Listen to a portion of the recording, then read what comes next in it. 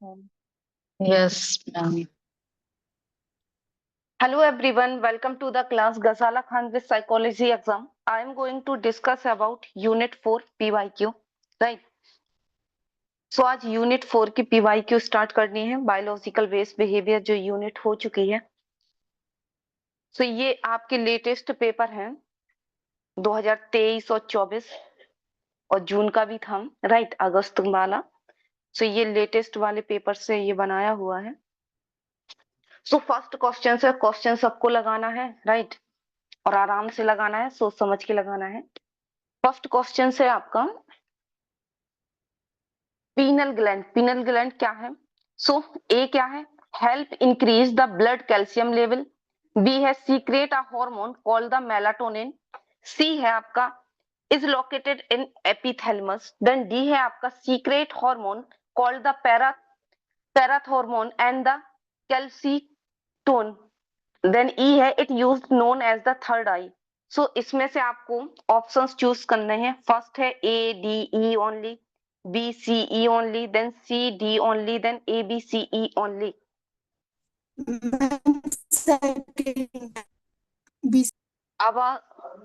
आवाज क्लियर नहीं है. बी सी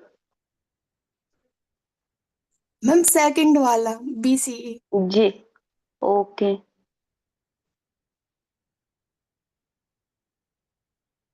ओके, बाकी लोग मैम बी ऑप्शन तो एग्जैक्टली है कि मेलाटोनिन सिक्रीट करता है पीनियल ग्लैंड, जी. बट जो थर्ड आई वाली बात है वो मुझे लग रहा है पिट्यूटरी को थर्ड पिट्यूटरी पीनियल ही कहते हैं, शायद पीनियल को ही कहते हैं. तो हाँ BCE ही होगा, ओके. सेकेंड वाला प्रियंका. ऑप्शन. नहीं प्रियंका ही बोल मैम रही हूँ मैं, सेकेंड अच्छा ऑप्शन अच्छा, अर्चना.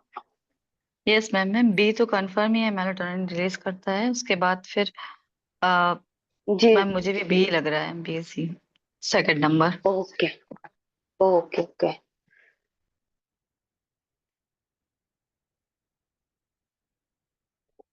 तो देखते हैं क्या सही है. सो BCE आपका राइट आंसर है, राइट. सो पीनल ग्लैंड क्या क्या करता है. पीनल ग्लैंड सबसे पहले क्या, कैल्शियम लेवल, ब्लड में कैल्शियम लेवल को बढ़ाता नहीं है, right. So pineal gland hormone melatonin को सीक्रेट करता है जो कि स्लीप में हमारे इन्वॉल्व होता है, राइट. स्लीप में ये इन्वॉल्व होता है. देन ये क्या है, एपिथैलेमस में लोकेटेड होता है. Then used are known as the third eye. हमने बताया था ना जब हम लोगों ने ग्लैंड पढ़ा हुआ था कि जो गॉड थे कौन से थे, उनका एक थर्ड आई खुल जाता था, वहां पे ये पीनल ग्लैंड है, राइट. सो वही है, इसको हम थर्ड आई से भी बोलते हैं कि ये थर्ड आई भी है, राइट. बाकी ये चीजें जो है, सो डायरेक्ट अगर ऑप्शंस को देखें सो डायरेक्ट यही सही हो जाता है. ओके. बाकी ये डी गलत है कि ये पैराथॉर्मोन और कैलिकोटोन ये सारी चीजें हैं. सो ऐसा कुछ भी नहीं है. सो BCE आपका है राइट आंसर. एक्सप्लेनेशंस पे चलते हैं. सो एक्सप्लेनेशंस क्या है इसकी, BCE ओनली. सो ए क्या है, help increase the blood calcium level. So ये इनकरेक्ट था, right. This is a primary functions. Parathyroid gland का ये प्राइमरी फंक्शंस है, ना कि पीनल ग्लैंड का. ओके. देन बी आपका करेक्ट आंसर है, मेलाटोनिन इससे रिलीज होता है. So melatonin is a hormone produced by the pineal gland, regulate sleep wake cycle. ये स्लीप वेक साइकिल को रेगुलेट करती है, पीनल ग्लैंड से निकलता है. देन आपका सी भी सही है कि ये लोकेटेड होता है कहाँ पे, एपिथैलेमस में. So pineal gland needed located the epithalamus, part of the diencephalon, right. Then D ये गलत है. पैराथायराइड हार्मोन PTH सीक्रेट करते हैं पैराथायरॉइड ग्लैंड को. Then calcitonin primary secrete by the thyroid gland. So ये थायराइड ग्लैंड से located है या थायराइड ग्लैंड में सीक्रेट होता है. देन ई आपका सही है, थर्ड आई इसको बोला गया है. Due to location historical significance the pineal gland has been referred to the third eye. Various philosophical and spiritual traditions के बेस पे जो रिलीजियस गॉड वगैरह से जोड़ दिया है, सो उसको हम थर्ड आई भी कंसीडर करते हैं, राइट.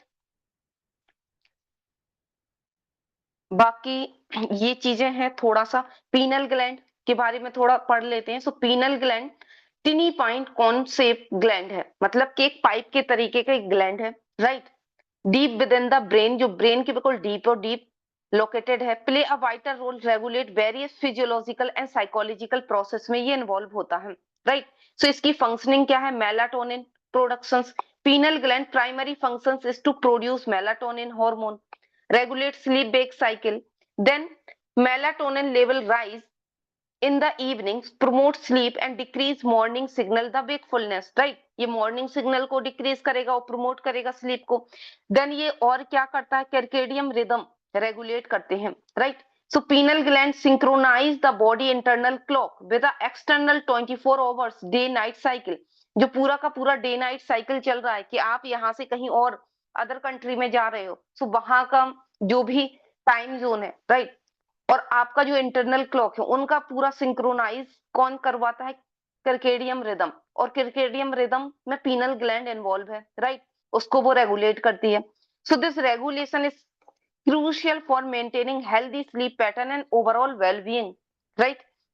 जैसे कि अभी हम लोग हैं यहाँ, तो हम लोग का कैसे हमारा इंटरनल क्लॉक बिल्कुल से क्या है? फिट है। हमें कितने बजे जागना है, कितने बजे उठना है, अपने आप नींद आने लगती है, अपने आप सिग्नल मिल जाते हैं, हम उठ भी जाते हैं, राइट। देन ये और इसका क्या फंक्शन है? मूड को रेगुलेट करते हैं।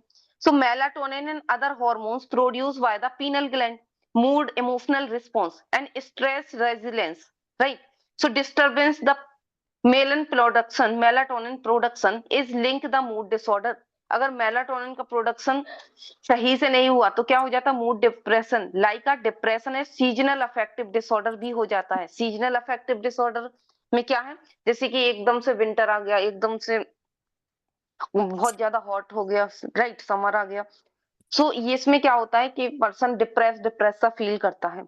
तो ये सारी चीजें क्या है? मेलाटोनिन के प्रोडक्शन से, right. Then produce hormones regulation. Clear हो रहा है? Yes ma'am. क्लियर हो रहा है जी। सो reproductive hormones regulation, penile gland play a role in the regulating reproductive hormone, particularly children and adolescents, help the control onset puberty, the time of the reproductive cycle। ये reproductive cycle में भी role play करते हैं, right. अब जो बच्चे हैं, penal gland play आ regulate reproductive hormones है, राइट, जो बच्चों में होता है, चिल्ड्रन में, अडोलसेंस में, और ये कंट्रोल भी करते हैं प्यूबर्टी, राइट। कब दाढ़ी मूछे आना है, अगर देखा जाए वॉइस में, कब क्या चीजें होना, सो ये रिप्रोडक्टिव सिस्टम में भी वर्क करते हैं। तो ये सारी चीजें क्या है जो हम लोगों ने ग्लैंड पढ़ी हुई है, राइट, उसके फंक्शनिंग वो सारी चीजें तो रखने हैं, बट ये जो एक्स्ट्रा में आपको मिल रहा है ये भी याद रखने हैं। सो अपनी नोटबुक में वहीं पे ऐड कर लेना इसके और भी ज्यादा फंक्शंस क्या है, राइट। एंटीऑक्सीडेंट प्रॉपर्टीज भी है। Penal gland process the antioxidant property, help to protect brain oxidative stress and damage cause the harmful free radical। so एक तरीके से ये क्या करती है? एंटी टॉक्सिन प्रॉपर्टी भी है, ये हेल्प करती है ब्रेन को कि कोई स्ट्रेस वगैरह ना हो, वो डैमेज ना हो, हार्मफुल ना हो, तो उससे भी ये बचाती है, राइट। so ये तो है इनके फंक्शनिंग। देन ये जो न्यू पॉइंट आया हुआ था क्या? Spiritual and culture significance. तो इसके बेसिस पे भी देख लेते हैं क्योंकि ये आया हुआ है। So third eye in many spiritual traditions, जो हमारे स्पिरिचुअल ट्रेडिशंस चलते हैं रिलीजियस बेस पे, pineal gland is reverse as the third eye. इसको हम थर्ड आई भी बोलते हैं। Symbolize intuition, insight and higher consciousness का ये क्या है? सिंबलाइज है। सिंबलाइज मीन्स प्रतीक, राइट। सो ये इंट्यूशन, जो हमारा इंट्यूशन चल रहा है, हम क्या सोच रहे हैं, क्या नहीं सोच रहे हैं, अंदर से जो नहीं आता एक चीज कि हमारा इंट्यूशन ने ये बोला, राइट। इंसाइट, आपकी एकदम से सूझबूझ, हायर कॉन्शियसनेस में ये रोल प्ले करते हैं, right. It believe to be gate be the spiritual experience and enlightenment. Enlightenment मतलब एक निर्माण, कि हम बहुत ही ज्यादा आध्यात्मिक type, right. Seat of the soul, so renew the philosopher Rene Descartes suppose the pineal gland is the seat of the soul where the mind and body interact। अब ये भी याद रख लीजिएगा, seat of the soul अगर pineal gland के basis पे Renee डिकार्डी का कोई भी आया, राइट, कि रेने डिकार्डी ने पिनल, क्योंकि इनका कनेक्ट करके आ जाता है, सो इन्होंने क्या बोला था पिनल ग्लैंड को? Seat of the soul, right, ये हमारे सोल से जुड़ रही है। जो सोल क्या है, माइंड एंड बॉडी इंटरेक्ट यहाँ पे करती है, right. This idea has introduced thinker and spiritual seeker for the century. Then mystical experience. The pineal gland has been associated with a mystical experience such as near death experience. ये क्या हमारे लिए एक mystical, एक रहस्यमय experience करवाती है कि जैसे कि किसी की डेथ होने होती है तो उसको थोड़ा बहुत एहसास हो जाता है, right. Out of the body experience, spiritual awakening, right. आपकी बॉडी से भी आउट फॉर्म में आपको कुछ एक्सपीरियंस होगा आध्यात्मिक type, right. So some believe that stimulate the pineal gland, induce altered state and consciousness and profound spiritual insight. ये हमें क्या देते हैं, profound, बहुत ही ज्यादा spiritual insight provide करवाते हैं, higher consciousness तक जाते हैं, intuition insight provide करवाते हैं। और रेने डेकार्ड ने इसको सीट ऑफ द सोल बोला है, जहां पे हमारी माइंड और बॉडी इंटरेक्ट करती है, राइट। क्लियर। सो पिनल ग्लैंड ये सारी चीजों से कनेक्टेड है। क्लियर हुआ? Yes ma'am. हम जैसे कि मेडिटेशन में कहते हैं कि जी विभूति के मतलब भाव के बीच में देखिए वहां पे एक सोल्ड जी है, जी तो ये पूरा पिनल ग्लैंड इसी से थोड़ा सा स्पिरिचुअल लेवल में कनेक्ट हो रहा है ना, जी, इस टाइप से। बिल्कुल बिल्कुल बिल्कुल। और बहुत सारे जो हम लोगों को एक तरह से इंट्यूशन हो जाते हैं, बहुत सारे लोग को बहुत ज्यादा होते हैं, तो सब पिनल ग्लैंड की बिल्कुल। वजह से ही है। जी जी बिल्कुल। दूसरे क्वेश्चंस पे चले। दीपाली क्लियर है? जी मैम क्लियर है। ओके, सो आपका next question is, the area responsible for interaction between frontal, temporal and motor area in order to produce speech is called primary auditory cortex, Broca area, spree area, then Wernicke areas.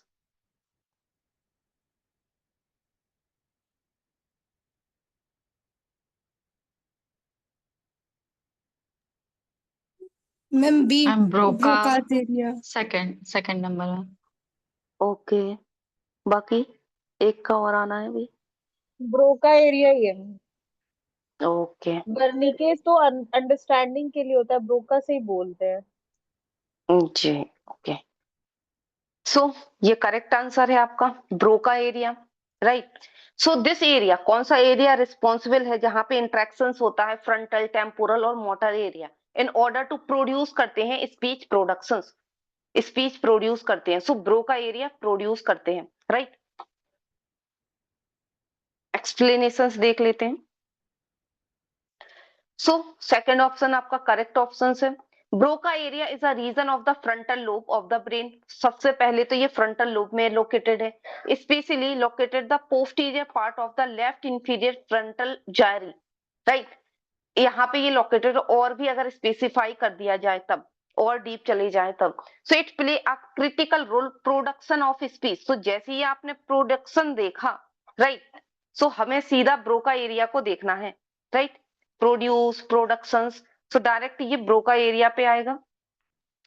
So production of speech and responsible for coordination interaction with motor, temporal और frontal area. अब ये तीनों के तीनों, ये brain के जितने भी एरिया हैं, ये एक दूसरे से इंटरेक्ट तो करते हैं, राइट। आपने कुछ सुना तो आप उसकी तरफ मूव भी तो करोगे, राइट। सो वो मोटर मूवमेंट होगा।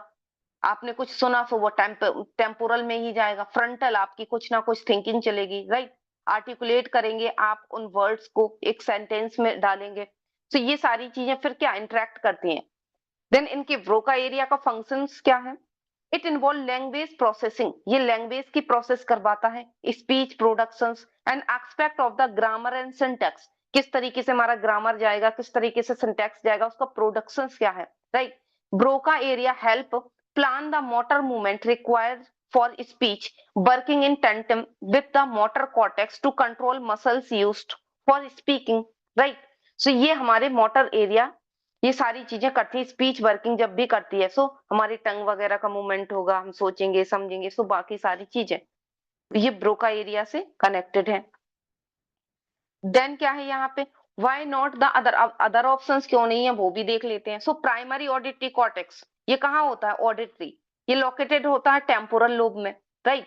And the primary involve in processing auditory information, ये ऑडिटरी वाली इंफॉर्मेशन को लेता है, ना कि स्पीच प्रोडक्शन को, right. Sperry area, there is no region called Sperry area, ऐसा कोई भी एरिया है ही नहीं हमारे ब्रेन में। ओनली यहाँ पे कंफ्यूजन के लिए ये वर्ड बना के डाल दिया गया है, राइट। देन ब्रिंकी एरिया, ब्रिंकी एरिया क्या है? This area located in the posterior part of the left temporal lobe में ये लोकेटेड होता है। क्रूशली फॉर लैंग्वेज कॉम्प्रिहेंशन में ये काम करता है, ना कि प्रोडक्शंस में, राइट। और अगर ये डैमेज हो जाते हैं तो डिफिकल्टी आती है समझने के लिए, अंडरस्टैंड करने के लिए, ना कि प्रोड्यूस करने के लिए। प्रोड्यूस तो वो कर जाते हैं, राइट। सो क्लिनिकल एविडेंस के बेसिस पे देखें, अगर ब्रोका एरिया आपका डैमेज होता है तो ब्रोका अफाइजा हो जाता है, जिसमें क्या होता है? Condition characterized by slow labyrinth and non fluent speech with interact comprehension. इसमें हम कॉम्प्रिहेंड नहीं कर पाते, राइट। स्पीच को नहीं एकदम से बोल पाते, स्लो स्लो बोलते हैं। इन कॉन्ट्रास्ट, अगर इसके कॉन्ट्रास्ट में ब्रिंकी एरिया में कोई भी डैमेज वगैरह आ जाती है तो उसमें हम अंडरस्टैंड नहीं कर पाते हैं। Not necessary mechanism the speech production, उसमें प्रोडक्शंस तो होता है बट हम अंडरस्टैंड नहीं कर पाते हैं। ओके, सो दोनों का याद रखना है।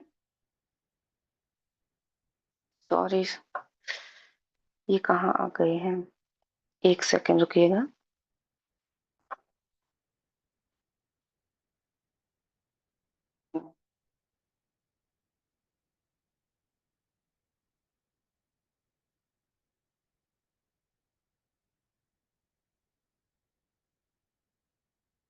सो यहाँ पे दोनों में डिफरेंशिएशन है। ब्रोका और ब्रिंक की ब्रोका एरिया एक्सप्रेसिव भी बोलते हैं इसको, अफाइजा, राइट। अगर इनमें कोई डैमेज हो जाता है तब क्या होता है? Broca aphasia then Wernicke aphasia. इसको एक्सप्रेसिव अफाइजा भी बोलते हैं, इसको रिसेप्टिव अफाइजा भी बोलते हैं, राइट। ये अगर डैमेज हो जाता है तो ये होता कहाँ है? लेफ्ट फ्रंटल लोब में ब्रोका एरिया होता है, ये लेफ्ट टेम्पोरल लोब में होता है, राइट। स्पीच का प्रोडक्शन इसमें कैसा होता है? नॉन फ्लुएंट होता है, फ्लुएंटली हम नहीं बोल पाते, स्लो स्लो बोलते हैं। एफर्टफुल, बहुत ही ज्यादा एफर्ट लगाने होते हैं। टेलीग्राफिक स्पीच टाइप बोलते हैं। टेलीग्राफिक स्पीच टाइप कैसे? कि पानी को माँ बोला, मम्मा बोल दिया, मतलब आधे अधूरे से वर्ड्स में, एक एक वर्ड्स में ये बोलते हैं। देन इसमें ब्रिंकी अफाइजा में क्या होता है? Fluent of a non social may be include made up the word, right. ये तो फ्लुएंटली बोलते जाएंगे, लेकिन ये कहाँ कैसे वर्ड को डाल रहे हैं उनका पता नहीं होता, अंडरस्टैंडिंग नहीं होती, राइट। ग्रामर एंड सिंटेक्स पूरा इंपायर्ड होती है। सेंटेंस आर ग्रामेटिकल सिंपल होते हैं। ये रिलेटिवली प्रिजर्व्ड होते हैं। सेंटेंस में लेक कोहेरेंट मीनिंग, इनका मीनिंग पता ही नहीं होता कि क्या इनका मीनिंग है, किस तरीके से इन्होंने वर्ड्स को लगाया हुआ है, सिंटेक्स को लगाया, कहीं पे भी कुछ भी डाल देते हैं, राइट। लैंग्वेज का कॉम्प्रिहेंशन जनरली प्रिजर्व होता है, ये सीवियरली इंपायर्ड होता है, right. Aware may be feel frustrated, ये अवेयर होते हैं कि हम फ्रस्ट्रेटेड हैं, हम सही से फ्लुएंटली नहीं बोल पा रहे हैं। ये अनअवेयर होते हैं और कंफ्यूज भी होते हैं अदर के रिएक्शन से। जब अदर रिएक्शंस देता है तब ये कंफ्यूज हो जाते हैं, राइट। सो ये stroke, brain injury left frontal lobe में इंजरी होने से होता है। ये स्ट्रोक और ब्रेन इंजरी टेम्पोरल लोब में होने से होता है, राइट। क्लियर? तो जी यहाँ मैम। रिवाइज भी हो गया और क्वेश्चंस भी हो गया, राइट। देन आपका नेक्स्ट क्वेश्चन है, थर्ड क्वेश्चन है आपका, match the column.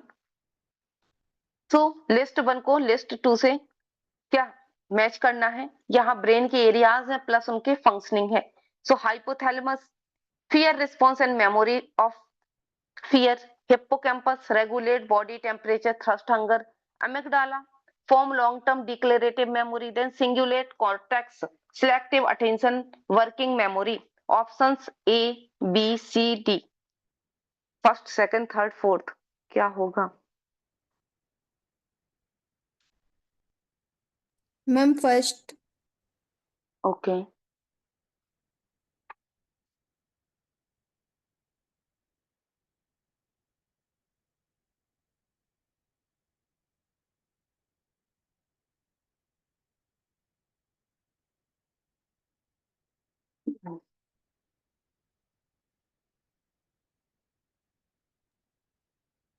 Third third number ma'am, मुझे लग रहा है थर्ड नंबर। ओके।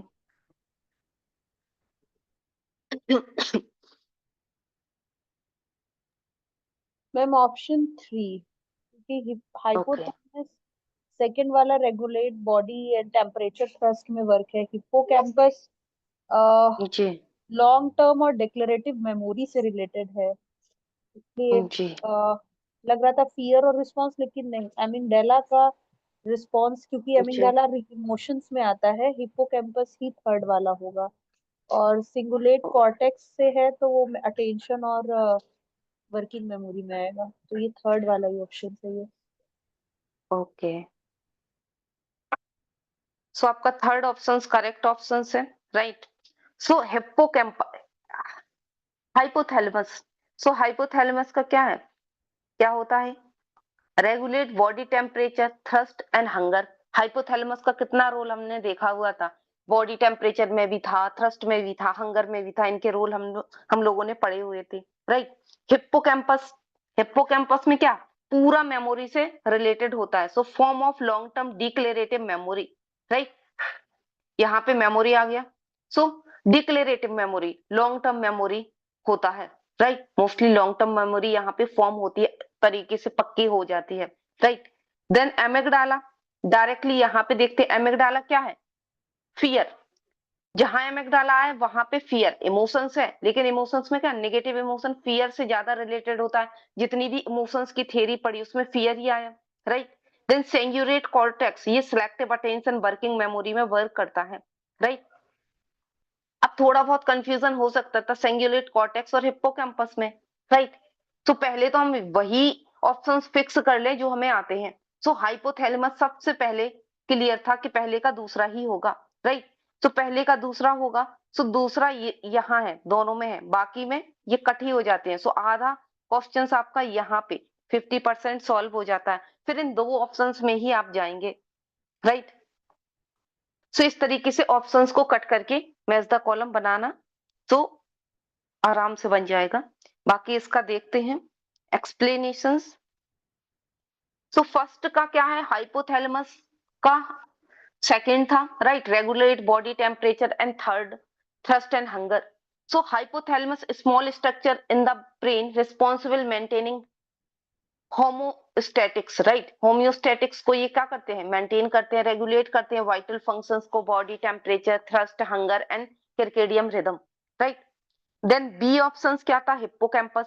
सो हिप्पोकैम्पस फॉर्म करते हैं long term declarative memory, right. So hippocampus called the temporal lobe में ये है लोकेटेड है, राइट। एसेंशियली इसका फंक्शनिंग क्या है, formation long term declarative memory, fact क्या है, इवेंट क्या है, वो डिक्लेरेटिव मेमोरी होता है, राइट।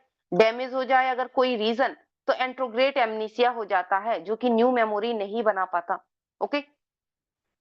देन सी क्या है, amygdala, fear response and memory of fear. अब जो हमारी मेमोरी होती है, जैसे हमें डॉग से डर लगता है तो डॉग की मेमोरी है, डॉग को देखोगे अपने आप वो मेमोराइज हो जाएगी, कभी डॉग के साथ जो नेगेटिव एक्सपीरियंस रहा होगा, डर गए होगे, right. So amygdala part of the limbic system का पार्ट है, right. Closely associated with processing emotions में, स्पेशली फियर और एग्रेशंस में ये इन्वॉल्व होता है, right. So it also play a role storing and recalling the emotional memories, particular those related to fear, right. Then D क्या है, cingulate cortex, selective attention working memory. So cingulate cortex involve है cognitive processing में, attentions, allocation, emotional regulations, working memory, right, decision making वगैरह में ये involve होते हैं, right, clear.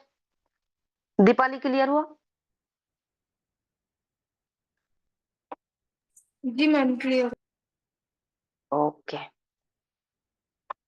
सो questions attempt हो रहे हैं आराम से, राइट। जो हम लोगों ने पढ़ा वही उसी से आ रहे हैं, तो ऐसा तो लगा नहीं होगा कि बाहर से कोई क्वेश्चंस आ गया हो जो हम अटेम्प्ट नहीं कर पा रहे हो, अभी तक तो नहीं लगा मैम। राइट। तो ऐसे ही क्वेश्चंस आने हैं, सो धीरे धीरे जैसे जैसे प्रैक्टिस होगी, सिलेबस होगा, सो ऐसे ही अपने आप बनते हुए चले जाएंगे क्वेश्चंस, राइट। देन आपका फोर्थ क्वेश्चंस क्या है, फोर्थ क्वेश्चन है which of the following statement are correct, कौन सी स्टेटमेंट करेक्ट है। सो ए ऑप्शन क्या बोल रहा है, emotionally arousing stimuli have also been seen lead to amnesia. B बोलता है आपका some cognitive processing must occur before individual can experience an emotional response to an event, right. Then C है आपका repression is a form of motivating forgetting. Then D है functional magnetic resonance imaging, fMRI and positive emission tomography, PT scan, invasive scanning technique, study the brain functioning. Then E है theory of emotion have not changed much over the year. Option है आपके पहला, दूसरा, तीसरा, चौथा। सो बताइएगा, ये code form में है आपके।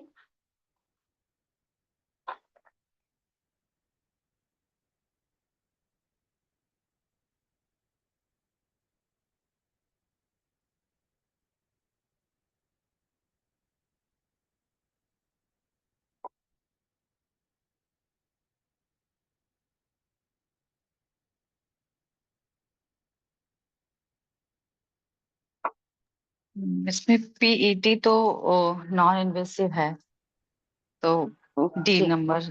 अभी मैम अभी तो नहीं पता चल रहा, मुझे थोड़ा अच्छा टाइम लगेगा इसमें मैम। जी, बिल्कुल बिल्कुल, लीजिए टाइम, आराम से सोचिए। इतने क्वेश्चन, एक एक मिनट तो मिलता ही है आपको क्वेश्चन सोचने में, समझने में। मैम तो फ्री इसमें आवर्स जो डी है पीईटी, हम वो अगर नॉन इन्वेसिव है तो फिर डी ऑप्शन तो फर्स्ट फिर होना चाहिए मैम के इसके अकॉर्डिंग तो। जी। हम्म,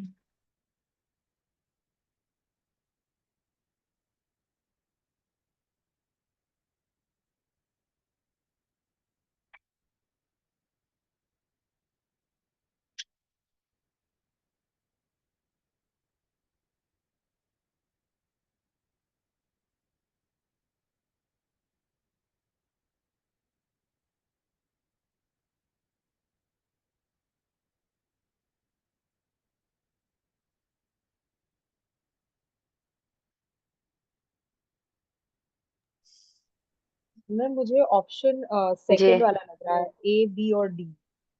ओके। सी वाला नहीं लग रहा है जी। मुझे, और डी तो नहीं होगा क्योंकि इमोशंस की थियरी चेंज हुई है अभी ही कुछ साल जी। पहले ही।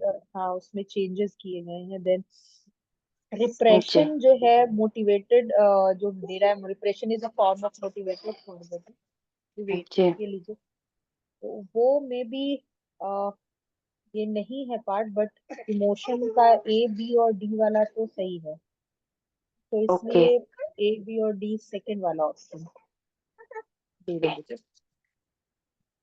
दीपाली आपका क्या है? मैम डी हमें भी लग रहा है। B. Okay, second. No ma'am, D fourth. D. Okay okay. So देखते हैं, यहाँ पे आपका सही आंसर है फर्स्ट। कैसे है वो देख लेते हैं। सो फर्स्ट तो यही है, यहां से जाएं अगर हम, कि D functional magnetic resonance imaging, fMRI और पीटी स्कैन, ये नॉन इन्वेसिव है, इन्वेसिव नहीं है। अंदर इसके कोई इंसेक्ट वगैरह, कोई इलेक्ट्रोड वगैरह डाला नहीं जाता। Non invasive, invasive direct questions है, राइट।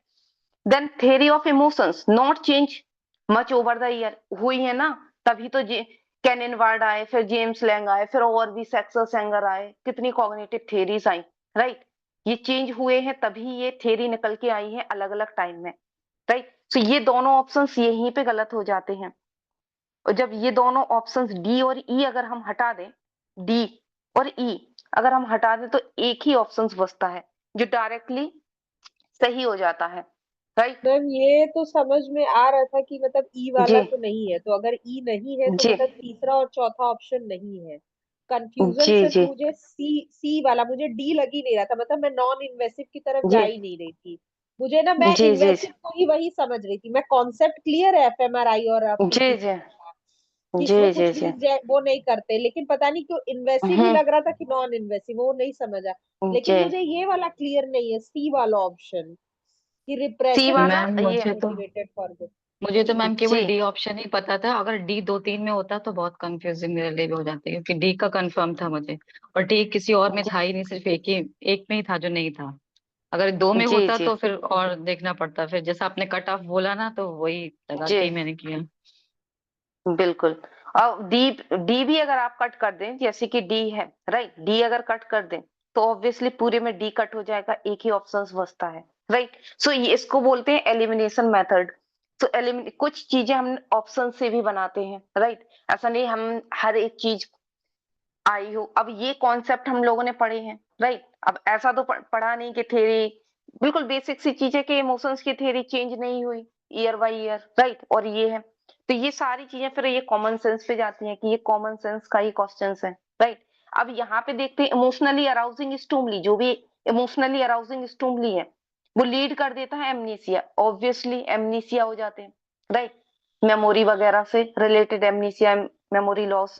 सम cognitive processing must occur before individual experience emotions. Then ये रिप्रेशन वाला कहाँ से, फ्रॉइड की थियरी से है ना, रिप्रेशन मोटिवेटिंग फॉरगेटिंग। हम लोग क्या होते हैं, उन्होंने यही तो दिया था रिप्रेशन। ये देखिए पूरा का पूरा यहाँ एक्सप्लेनेशन से और अच्छे से क्लियर होगा। So emotionally arousing stimuli has been lead to amnesia. So ये करेक्ट है, इमोशनल ट्रॉमा हो गया, extreme emotional arousal can disturb memory consolidation leading कहाँ टू गिला एमनीसिया। दिया था भैया? तो ये सो इमोशनली कोई भी ट्रॉमा हुआ, एक्सट्रीम इमोशनल अराउजल हुआ, सो ये डिस्टर्ब कर देते हैं, डिस्टर्ब कर देती है, मेमोरी कंसोलिडेशन नहीं हो पाता, राइट। और एमनीशिया निकल के आता है, हमारी मेमोरी लॉस होने लगती है।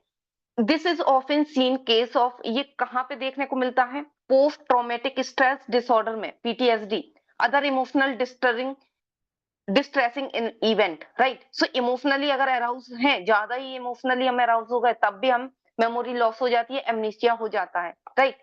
देन सेकंड ऑप्शन भी करेक्ट है। some cognitive process must occur before individual can experience an emotional response to event. So cognitive appraisal theory of emotion, जो Lazarus की थी theory, argue that individual evaluate the event appraisal determine their the emotional response, तब जाके हम emotional response देते हैं, interpret करते हैं सिचुएशंस को as a threatening, elect the fear, right. So जो भी कॉग्निटिव प्रोसेसिंग है वो इंडिविजुअल क्या करता है, पहले से ही एक्सपीरियंस करता है, फिर जाके हमारा रिस्पॉन्स निकलता है। देन रिप्रेशन में क्या है, करेक्ट है ये, repression propose the Freud involve unconsciously pushing distressing memory out of awareness to protect individual from the psychological discomfort. So ये डिफेंस मैकेनिज्म है, राइट। हमारी ईगो को थ्रेटन फील ना हो, हमें डिस्कम्फर्ट फील ना हो, तो हम मोटिवेट ही हो जाते हैं, उन मेमोरी को दबा देते हैं जो स्ट्रेस दे रही है हमें, राइट। अनकॉन्शियसली वो अपने आप ही हम मोटिवेट हो जाते हैं और वो अंदर चली जाती हैं, राइट। सो ये डायरेक्ट सही हो जाता है। अब क्लियर हुआ, ये थर्ड वाला इसमें ही था यस मैम। हाँ, कंफ्यूजन। मुझे यही वाला प्रॉब्लम था। जी जी। देन आपका डी ऑप्शंस क्या है, सो बोथ एमआरआई और PT scan non invasive technique है, ना कि इन्वेसिव, राइट।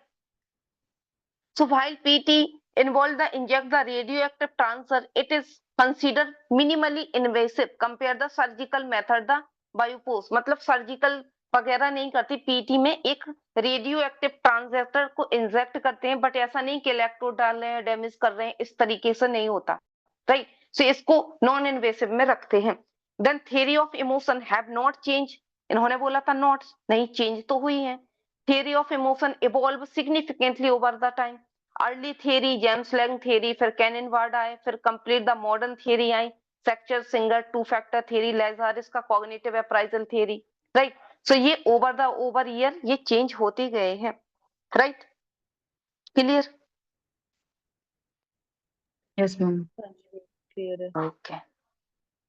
देन आपका नेक्स्ट क्वेश्चन है, the functions of GABA aminobutyric acid GABA can be described in term of excitatory or inhibitory involve arousing attention memory. Then second है mainly excitatory involve arousing and mood. Third है majority inhibitory involve sleep inhibition movement. Then inhibitory neural regulation involve pain relief.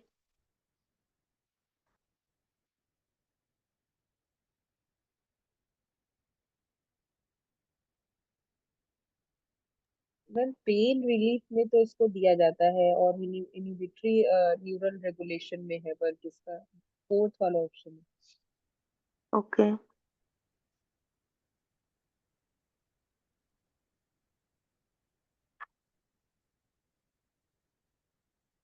Ma'am fourth बाकी option लोग भी है, बताएं। Fourth inhibitory है। Ma'am. Yes. Okay, सो fourth ना है सी, थर्ड है आपका। गावा जो है गावा क्या है? मेजोरिटी इनहेबिटी इन्वॉल्व किसमें? ये इनहेबिटी न्यूरोट्रांसमीटर है और ये स्लीप में वर्क करता है एन इनहेबिटी मूवमेंट, राइट, ना कि पेन रिलीफ से ये डायरेक्ट लिंक है, राइट।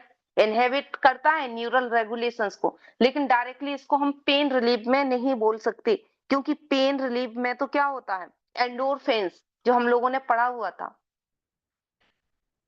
मुझे वही याद आ रहा था। राइट। एंडोर्फाइंस, एग्जिटी तो है नहीं, तो ये तो कट ही हो जाएगा, ये भी कट हो जाएगा, इन दोनों में कंफ्यूजन हो सकती थी, राइट। सो ये स्लीप में हम लोगों ने पढ़ा हुआ था गाबा, राइट। सो यहाँ पे देख लेते हैं इसका explanations. So gamma aminobutyric acid गावा primary inhibitory neurotransmitter in the central nervous system, CNS में है, right. Then primary role is to reduce neural excitability, ये क्या करता है, न्यूरॉन्स की एक्साइटेबिलिटी को कम कर देता है through out the nervous system में, और हमारे लिए कामिंग इफेक्ट देता है। कामिंग इफेक्ट कब होगा, जब स्लीप में जाएंगे, राइट। सो इसकी फंक्शनिंग क्या है, इनहेबिटरी न्यूरोट्रांसमीटर है फर्स्ट ऑफ ऑल, तो so GABA reduce likelihood neurons firing action potential, thus decrease excessive brain activity को कम कर देता है, राइट।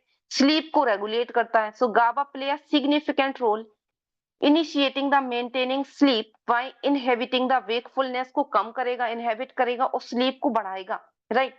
देन मोटर कंट्रोल भी ये करते हैं साथ ही साथ, it help prevent excessive and uncontrollable movement, maintain smooth और मोटर फंक्शनिंग।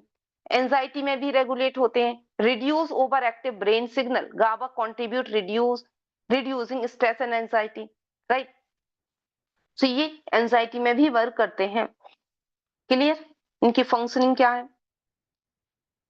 ये है आपके नॉट द अदर ऑप्शन क्यों नहीं है करेक्ट, क्यों, क्योंकि गाबा एग्जिटरी तो है ही नहीं, राइट, सीधे सीधे इनहेबिटरी है, सो ये तो गलत ही है, primary inhibitory and not the directly associate attention memory से है ही नहीं, राइट। देन गाबा एग्जिटरी है ही नहीं, then GABA play a role inhibitory neural regulation, inhibit करता है obviously, it is not directly involve, pain relief नहीं है, पेन रिलीफ कौन है, एंडोर्फिन्स, राइट। मैम ये तो बहुत माइनर डिफरेंस आ गया, क्योंकि न्यूरल रेगुलेशन तो आया है वर्ड, लेकिन पेन जी रिलीफ जी में डायरेक्टली नहीं है, तो बिल्कुल, और ये हम लोगों ने पढ़ा भी हुआ है, राइट। बस ये ऐसी ही एंडोर्फिन्स चीजें हो पढ़े जाती थे कि पेन रिलीफ था, लेकिन ना एंडोर्फिन्स जी का नाम नहीं आता, तो इसके साथ इनहिबिटरी था, तो मुझे लगा यही वाला है, जी गाबा जी वाला ही। जी, हो जाता कंफ्यूजन, यही अभी यही एक तो, ही दिन पढ़े हैं ना, उस दिन जो आपके साथ क्लास राइट, किए थे न्यूरोट्रांसमीटर का, बस उसी दिन क्लास जी, पढ़े हैं, उसके बाद ये वाला पोर्शन कवर नहीं किया है, कोई इसीलिए। दिक्कत नहीं, यहाँ पे भी हो गया रिवाइज। देन नेक्स्ट क्वेश्चन है आपका, in the disease called multiple sclerosis MS, the myelin sheath destroyed, the myelin sheath is the thick, the myelin slow bump, in some places the electrical signal jump.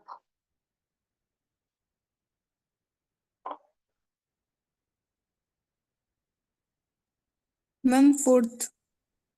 Okay,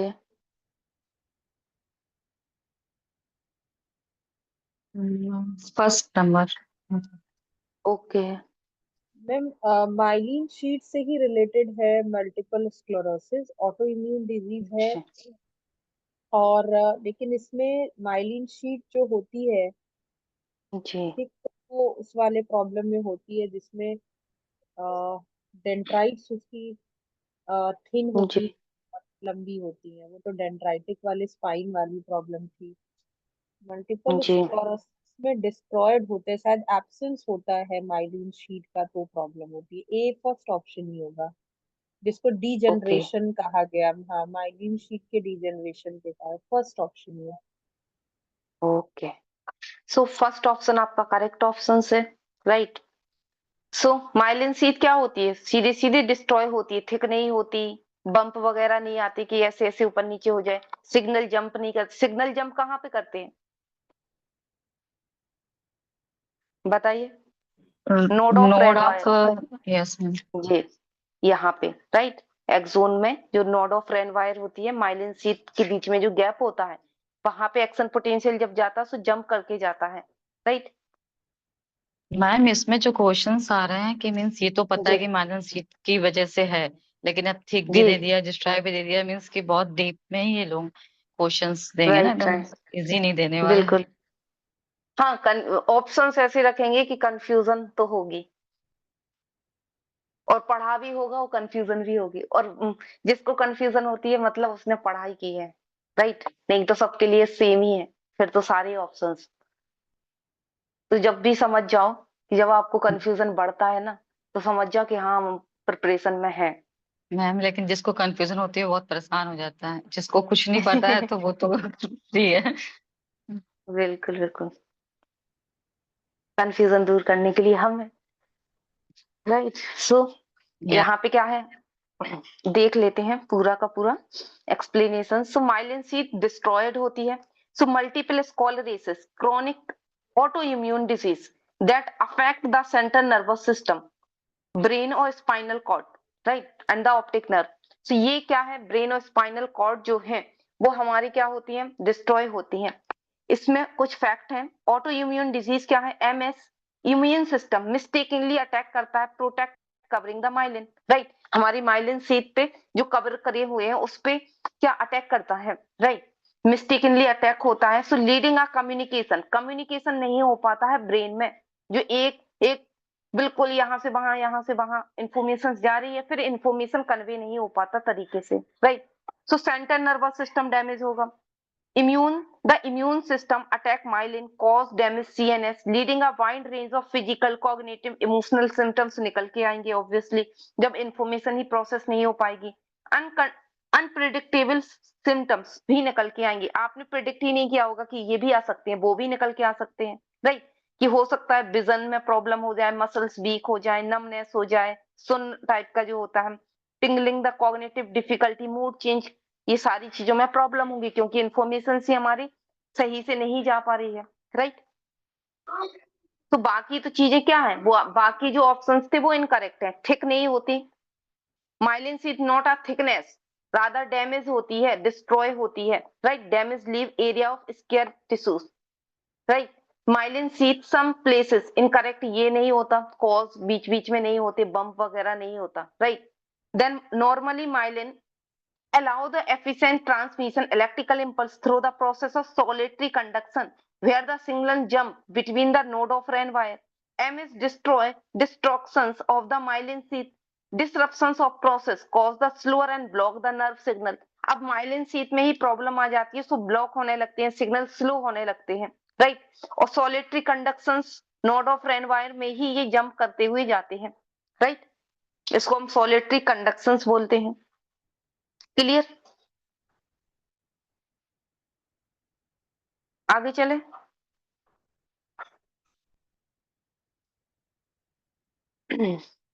so next question है आपका, which part of the brain connected by the cerebral aqueduct, क्या है, several एक्यूडक्ट किससे connected है, brain के किस part से। So third and fourth ventricle of the brain, lateral ventricle of the brain, left and right frontal lobe and frontal and temporal lobe.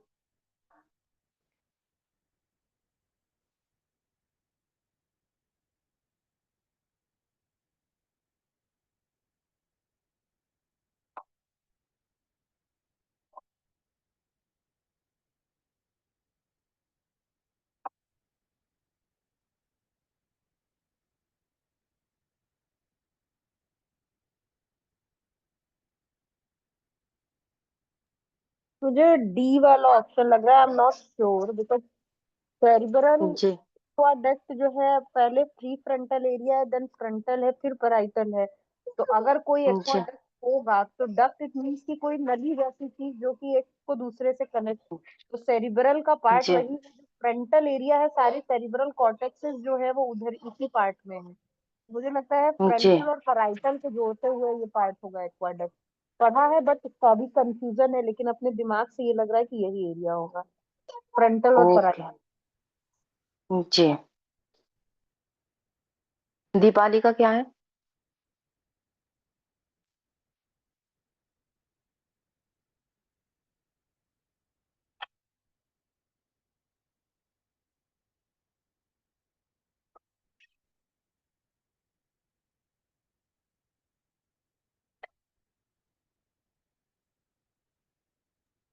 D लग रहा है।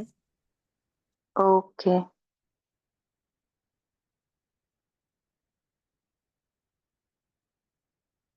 अभी एक का और बचा हुआ है, बताइए। मैम एक्विडक्ट वर्ड तो मुझे नहीं नहीं सुना, आई थिंक, जी मतलब नहीं ध्यान में आ रहा है, तो कोई भी हो जी जी, सकता है। तुक्का लगाए। तुक्का भी लगाते डी, क्योंकि माइनस डी मार्किंग कर है। दीजिए मैम फिर। ओके, जी। तो आपका है फर्स्ट करेक्ट। थोड़ा थोड़ा तो सही जा रहे थे। सेवरल एक्यूडक्ट नली टाइप की है जो कनेक्ट करता है, राइट। सो ये थर्ड और फोर्थ वेंटिकल से जुड़े हुए हैं, राइट। कैसे, अब देख लेते हैं इसका। So third and fourth ventricle. So the cerebral aqueduct, a narrow channel, connect the third and fourth ventricle of the brain. It play a crucial role for the flow of cerebral cerebrospinal fluid. ये नया आया हुआ है. Which is the question the protect brain and spinal cord. ये क्या है? CSF. ये एक तरीके से फ्लूइड टाइप का है जो पूरे वेंट्रिकल्स में घूमता रहता है, फ्लूइड यहाँ से वहां, राइट। जैसे पानी को नहीं हम बोतल में डाल देते, इस तरीके से वो घूमता रहता है। उसी तरीके से ब्रेन और स्पाइनल कॉर्ड की, जैसे ये ब्रेन है और ये स्पाइनल कॉर्ड है, इनके यहाँ से पूरे पूरे आउटलाइन फॉर्म में ये फ्लूइड घूमता रहता है ताकि हमारे ब्रेन को और स्पाइनल कॉर्ड को प्रोटेक्ट किया रहता है, राइट। अब इसमें जो है ये सेरेब्रल एक्वेडक्ट जो है, ये देखिएगा, ये स्ट्रक्चर उस टाइम बताया हुआ था जब क्लासेस थी, राइट। ये वेंटिकल्स है। तो ये क्या है? Lateral ventricles, right. Third ventricles cerebral aqueduct, fourth ventricles, right. So आपका क्वेश्चन क्या था? सेरेब्रल एक्वेडक्ट किससे कनेक्ट है? सो ये थर्ड और फोर्थ वेंटिकल से कनेक्टेड होते हैं। थर्ड वेंटिकल्स कहाँ है? ये, राइट, ये वाला एरिया। फोर्थ वेंटिकल्स क्या है? ये वाला एरिया। और ये क्या है? ये जो नली टाइप की गई है, ये है आपका क्या? Cerebral aqueduct. सो इससे ये कनेक्टेड है, राइट। क्लियर? मैम जो वेंट्रिकल्स जो जी, होते हैं वो जैसे लोब से ही तो होके आते हैं ना। ये बीचों बीच में तो होते हैं, एक तरीके से खिड़की टाइप की होती हैं, जाली जाली के जैसी। सो ये तो लोब से भी कनेक्ट करेंगे, हेमिस्फीयर से भी कनेक्ट करेंगे, जैसा भी व्यू देख लें। ये देखिए, ये लेटरल व्यू है, ये एंटीरियर आगे की तरफ से व्यू है, ये थोड़े पीछे की तरफ से व्यू है। बिल्कुल ब्रेन के बीचों बीच होती है ये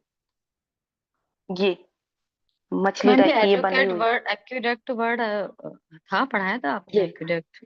जी, बिल्कुल बिल्कुल।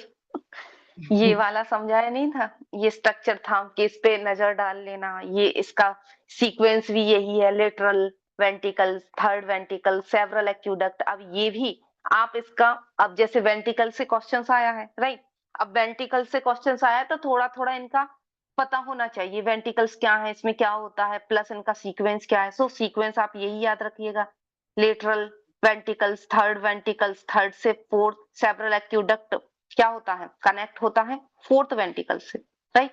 तो ये आपका क्या है? एक सीक्वेंस टाइप है। Yes ma'am. मैम भाई डक्ट वर्ड तो मैम था, लेकिन ये वाला थोड़ा नहीं जी, था माइंड में। जी। कुछ कुछ ऐसे टॉपिक होंगे जो न्यू भी आएंगे, राइट, जो हमें अपने कॉमन सेंस से भी करने होंगे, क्योंकि एग्जैक्टली कभी भी कोई भी पेपर नहीं बनता। जो भी आपका पेपर बनेगा वो 60% मान के चलिए आपको लगेगा कि हाँ हम पढ़ के आए हैं, बाकी अदर आपको न्यू सा लगेगा। और हर बार ये न्यू कॉन्सेप्ट इंट्रोड्यूस करते ही है, तभी तो कट ऑफ एवरेज फॉर्म में जाती है, एवरेज से हल्का सा हाई। नहीं तो हर किसी के 80% ना आ जाए, 80-85, हमेशा कट ऑफ उसी बीच में जाती। क्यों? क्योंकि वो पेपर ही इस तरीके से सेट होता है।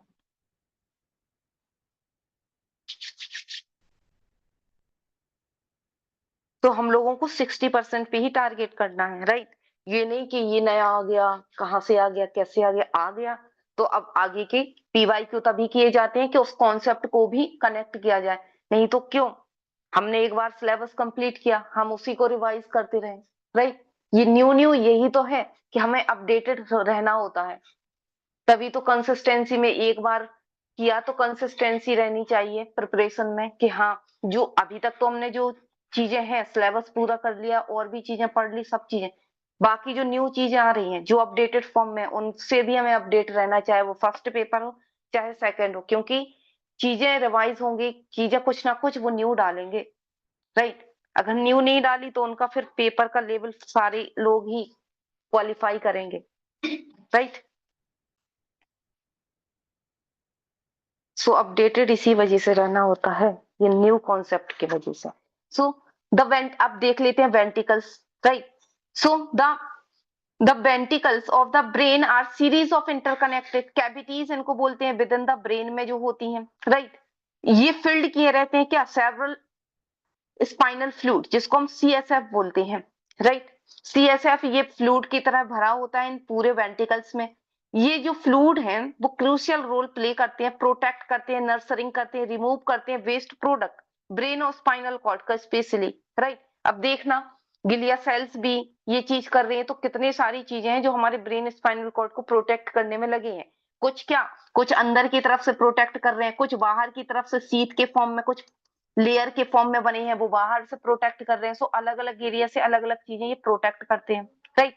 अगर हम इनकी एनाटॉमी देखें वेंटिकल्स की, सो 4 मेन वेंटिकल्स इसमें होती हैं, राइट।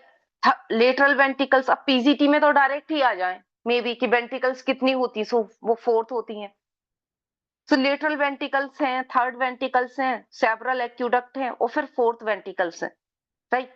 सो फर्स्ट सेकंड नहीं है, बट ये लेटरल वेंटिकल्स को हम बोल सकते हैं फर्स्ट सेकंड, लेकिन मतलब एक तरीके से बोल देते हैं, लेकिन अगर एग्जैक्टली देखें तो उसको प्रिफर्ड नहीं कर सकते, right. So these are the largest ventricles, वो सबसे बड़ी वेंटिकल्स कौन सा, लेटरल वेंटिकल्स।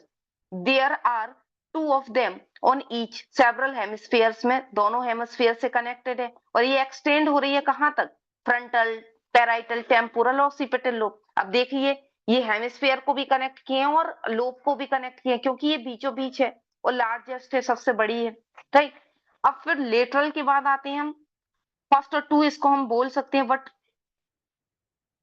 पूरे तरीके से हम प्रिफर नहीं कर सकते, राइट। देन क्योंकि ऐसा क्वेश्चन होता है मैम थर्ड और 4th है तो फर्स्ट सेकंड भी तो होनी चाहिए, तो इस तरीके से बोला जाता है, लेकिन इसका प्रूफ नहीं है कि हाँ इसको फर्स्ट सेकंड ही बोले, राइट। देन थर्ड वेंटिकल्स क्या है, दिस इज अ नैरो, थोड़ा सा कम होता है, vertical cavity located the two half of the thalamus, ये थैलेमस के दोनों तरफ होती है, कम्युनिकेट करती है लेटरल वेंटिकल्स के, opening the cord of the intraventricular formation, right. Then third ventricle से जुड़ता है कौन, सेवरल एक्यूडक्ट, ये पाइप जैसा होता है, ये नैरो चैनल होता है जो कनेक्ट करता है थर्ड एंड फोर्थ वेंटिकल्स को। सो फोर्थ वेंटिकल्स क्या है, डायमंड शेप में होता है, जो ब्रेन स्टीम एंड सेरेबलम के बीच में होता है, राइट। अब देखिएगा अभी आया है क्या, सेरेब्रल एक्यूडक्ट, अब 4th का आ जाए मे बी, तो ब्रेन स्टीम और सेरेबलम से ये लोकेटेड है। Then central canal, the spinal cord also communicate with a subarachnoid space and surrounding the brain spinal cord, right. अब इनके बाहर भी कई सारी क्या होती हैं, कई सारी लेयर्स होती हैं, सेरेब्रल सबएक्टिनोइड स्पेस करके है, कई सारी चीजें होती हैं। सो अभी तक वहां से तो क्वेश्चन अभी बना नहीं है, राइट। ये लेयर टाइप की होती हैं, जो ड्यूरा मैटर, पिया मैटर, ये लेयर है, राइट। सर्वैक्टिनेट स्पेस, जो कि ये ब्लड का जो सीएसएफ जो है वो उसका फ्लो बनता है, राइट। इस तरीके से फ्लो करते हैं, और कोई भी प्रॉब्लम आती है जैसे न्यूरोलॉजिकल कुछ भी प्रॉब्लम आती है तो सीएसएफ जो फ्लूइड का लेवल है वो चेक किया जाता है, जो न्यूरोलॉजिस्ट करते हैं। क्लियर, यहां तक समझ आया वेंटिकल्स क्या है, जी ma'am. Yes, okay. So functions of the ventricles, so production of the cerebral spinal fluid CSF, so ये productions करते हैं CSF का। So the chronoid places network of specialization cell within the ventricles produce the CSF fluid essential for क्या, causing the brain spinal cord protect from the injury, ये injury से बचाता है, nutritions देता है, ब्रेन टिश्यूज को remove करता है, वेस्ट प्रोडक्ट को मेंटेन करता है, stable intracranial pressure, right. So ये सीएसएफ के आपको रोल भी यहाँ पे मिल गए, फंक्शंस भी मिल गए, राइट। देन सर्कुलेशन, अब ये सर्कुलेट होते हैं, बिल्कुल इस तरीके से सर्कुलेट होते रहते हैं, रिन्यूएबल भी होते हैं, right. So CSF flow the through the ventricles, ventricles में बिल्कुल फ्लो करता रहता है। सर्वैक्टिनोइड स्पेस में भी एक स्पेस होता है बीच में, जहां पे ये स्पेस में क्या, ब्रेन और स्पाइनल कॉर्ड क्या बात मतलब नहाते हैं, एक तरीके से डूबे रहते हैं इस फ्लूइड में, right? It then the resorbed into the blood stream, right? Then इसमें और क्या क्लिनिकल सिग्निफिकेंस के बेसिस पे अगर हम देखें, so disorder of the ventricle system lead a various neurological condition such as, अगर इनमें कोई भी प्रॉब्लम आ जाती है वेंट्रिकल सिस्टम में, सीएसएफ में, कि सीएसएफ का फ्लो सही से नहीं हो रहा है, सो क्या होता है वो देख लेते हैं डिसऑर्डर। हाइड्रोसेफलिस, हाइड्रोसेफलिस क्या है? एक तरीके से ब्रेन में जो बोलते नहीं सूजन टाइप किया जाना, उस तरीके से होता है। हमारा जो सिर का एरिया है वो बहुत ही ज्यादा बढ़ जाता है, राइट? कुछ छोटे बच्चों में भी होता है ये, राइट? छोटों में ज्यादा होता है, जब इन्फेंट होते हैं, जब न्यू बॉर्न होते हैं, उनको बहुत प्रोटेक्ट करके तभी रखना होता है। हाइड्रोसेफलिस सीएसएफ की वजह से होता है। Condition occur where there is a excessive accumulation CSF within the ventricle causing increase intracranial pressure, right? So CSF का फ्लो सही से नहीं हो पाता है, राइट? एक्सेसिव फॉर्म में हो जाता है, रुक जाता है। सो उस वजह से हाइड्रोसेफलिस की प्रॉब्लम निकल के आती है। वेंट्रिकल इनलार्जमेंट भी हो जाता है, right? This can be sign of brain atrophy then other neurological disorder, then tumours वगैरह भी आ जाते हैं। Tumours within the ventricle obstruct the flow the CSF can lead the hydrocephalus, right? चक्कर वगैरह आना, ट्रमर्स आना, सो ये सारी चीजें होने लगती हैं। क्लियर हुआ? Yes ma'am. तो अब यस देख, मैम। अब देखिएगा जी, अब देखिएगा ये वाला क्वेश्चंस, राइट? कि which part of the brain connect the several aqueducts, right? several aqueduct से कौन से ब्रेन का पार्ट कनेक्ट है? सो थर्ड और फोर्थ वेंट्रिकल कनेक्ट होता है, राइट? ये फ्रंटल लोब और पैराइटल तो कट ही हो जाएगा, कुछ भी नहीं है, ये भी कट हो जाएगा। थोड़ा बहुत कंफ्यूजन यहाँ हो सकता है, राइट? और सीएसएफ का रोल भी देख लिया, सीएसएफ से रिलेटेड आपने डिसऑर्डर भी देख लिए और वेंट्रिकल से रिलेटेड चीजें देख ली, राइट? आपको एक और चीज दे रहे हैं, गूगल करना, राइट? ड्यूरा मैटर, पिया मैटर, सर्वैक्नोइड स्पेस, ये क्या है? एक लेयर है, राइट? सो इसके बारे में थोड़ा सा गूगल करके देख लीजिएगा। बाकी यहाँ से इतना डीप क्वेश्चंस नहीं बना है।